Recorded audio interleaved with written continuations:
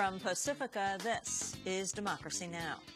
Tuve que recorrer 15 horas, unas veces caminando. I had to travel for 15 hours, sometimes walking, other times marching in different areas in the middle of the night, because I wanted to celebrate the country's Independence Day with the Honduran people. Honduran President Manuel Zelaya makes a dramatic return home nearly 3 months after he was ousted in a military coup. As he takes refuge in the Brazilian embassy in Tegucigalpa, at the time of this broadcast, tear gas is wafting through the building. The head of the coup regime, Roberto Micheletti, has imposed a national curfew and called on Brazil to hand over Zelaya for arrest. We'll get the latest. Then the Iranian President Mahmoud Ahmadinejad's headed to New York ahead of the speech tomorrow before the UN General Assembly. The visit comes a week before scheduled talks between Iran and the U.S. and 5 partner countries, and against widely diverging accounts around Iran's nuclear activities. Then a victory for net neutrality. The FCC announces a new set of proposals to prevent Internet service providers from curbing or blocking online services. And finally, the Obama administration seeking to renew 3 controversial domestic spying methods under the Patriot Act before they expire. All that and more coming up. Welcome to Democracy Now!, democracynow.org, The War and Peace Report. I'm Amy Goodman. Ousted Honduran President Manuel Zelaya sneaked back into Honduras Monday, almost 3 months after he was toppled in a coup. Zelaya has taken refuge in the Brazilian embassy in Tegucigalpa in order to avoid arrest. After Zelaya's dramatic return, the coup government ordered a curfew, but thousands of Zelaya supporters defied the ban and rallied outside the Brazilian embassy. Early this morning, tear gas was fired outside the embassy. Speaking from Caracas, Venezuelan President Hugo Chavez praised Zelaya. You have carried out a heroic act that will remain in the history of Honduras and Latin America for the dignity of your people, who are just like our people. We'll have a report from inside the embassy after headlines. The Associated Press reports the White House is considering expanding counter-terror operations in Pakistan and increasing the number of drone attacks inside Pakistan. The move is being considered as part of a proposal for the military to increase focus on eliminating al-Qaeda instead of mounting a major military escalation in Afghanistan. The Obama administration appears split on a request from General Stanley McChrystal to send up to 45,000 more troops to Afghanistan. World leaders are meeting at the United Nations today for a one-day summit to pursue a new agreement to fight global warming. The talks come less than 3 months before the major climate summit in Copenhagen. This is UN Secretary General Ban Ki-moon.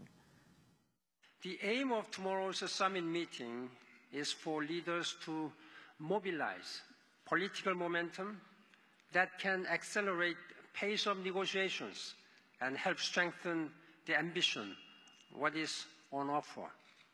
A climate agreement will not just safeguard the environment, it can help to fundamentally shift our world toward a greener economy. The Financial Times reports a growing rift between the U.S. and Europe is overshadowing the UN summit. European Union officials have grown increasingly frustrated at the U.S. stance on climate change, saying it's fallen short on both its level of ambition to reduce emissions and on offering aid to developing nations. John Bruton, the EU ambassador to the U.S., blamed the U.S. Senate for holding up the global agenda on climate change. Meanwhile, Chinese President Hu Jintao is expected to announce a plan today to significantly cut China's carbon emissions. China's recently became the world's biggest emitter of greenhouse gases, surpassing the United States. The airline industry is also expected to make a pledge today to slash carbon dioxide emissions in half by 2050. A new study has found the U.S. government has delivered more than twice as many federal dollars to subsidize fossil fuels such as oil, coal, and natural gas since 2002 than for renewable energy programs. Between 2002 and 2008, the federal government gave $72 billion in subsidies to fossil fuels through research initiatives, tax incentives, and other programs. At the same time, government spending on traditional renewable energy sources such as wind and solar totaled just $12 billion. Another $17 billion went to ethanol made from corn. A U.S. district judge has returned grizzly bears in eastern Idaho, Wyoming, and Montana to federal protection under the Endangered Species Act, in part because climate change is threatening the grizzly's food supply. The ruling will impact about 600 grizzly bears in and around Yellowstone National Park. Judge Donald Malloy cited climate change's devastation to white bark pine forests, which produce nuts that some grizzlies rely on as a mainstay.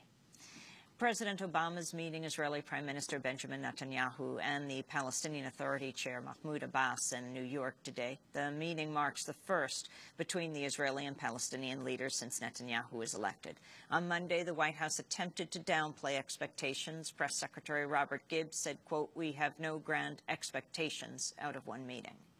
The Health and Human Services Department has launched an investigation of the major insurance company Humana for allegedly trying to scare seniors with a mailer warning they could lose important benefits under health care legislation in Congress. Humana is one of the largest private carriers serving seniors under a program called Medicare Advantage. The Merced Police Department in California is investigating reports that officers twice used a taser on an unarmed, wheelchair-bound man with no legs. 40-year-old Gregory Williams is a double amputee. After Williams was tased, he was held for 6 days in jail, but no charges have been filed against him yet. Williams is African-American. Both officers in the case are white. The John D. and Catherine T. MacArthur Foundation has announced the 2009 recipients of the MacArthur Foundation's Genius Grants. Recipients include the Haitian-American writer Edwidge Danticat, filmmaker James Longley, and Jerry Mitchell, the Mississippi-based journalist whose work has led to prosecutions in decades-old civil rights-era slayings.